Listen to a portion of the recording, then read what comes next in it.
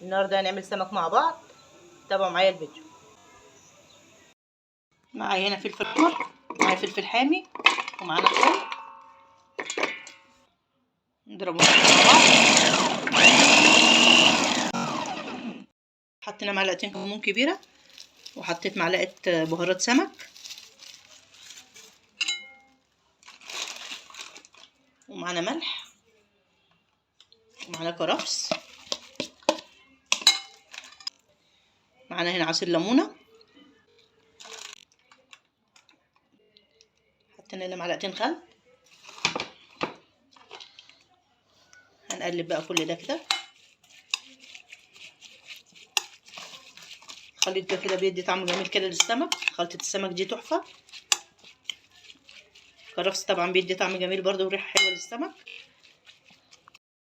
معانا الخلطة بتاعتنا. السمك غسلينه بصوا زي الفل اهوت.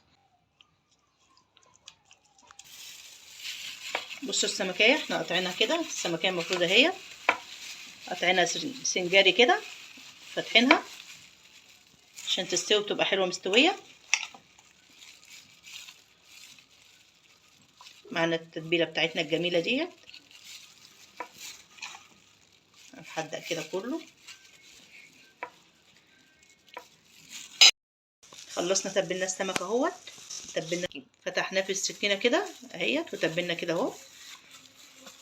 هنسيبه بقى نص ساعة كده في التتبيلة بس، مش هنطول عليه. معايا هنا معلقتين نشا، معايا دقيق. هقلب كده النشا على الدقيق. معايا معلقتين شوية كمون، ومعانا شوية ملح برضو. الكمون والملح هنقلبهم مع الدقيق والنشا عشان السمك يتحيق معانا من بره برضو.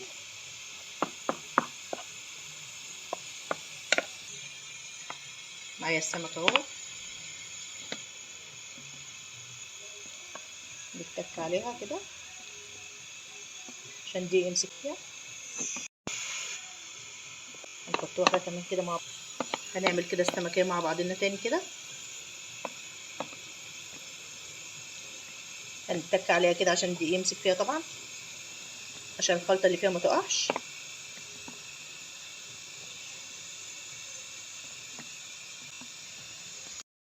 كده والنار عالية. زيت كده على النار سخن.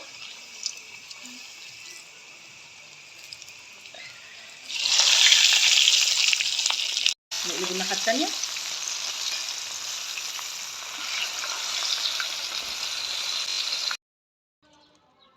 معانا حلة على النار ومعانا زيت كده. معايا الطاسة اهي. معانا البصل، حاطين بصل كتير كده. الرز بيحب البصل كتير. معانا البصلايه هتاخد لون. البصلايه طبعا بتاع السمك نخلي اللون بتاعها ايه، ذهبي شويه كده. خدت لون. نحط الميه كده. معايا ميه مغليه.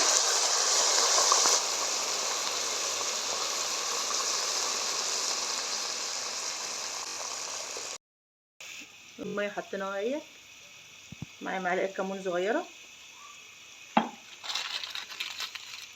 معانا معلقه ملح كبيره. الملح طبعا حسب ما احنا بنحب. معانا الرز مغسول ومصطفي.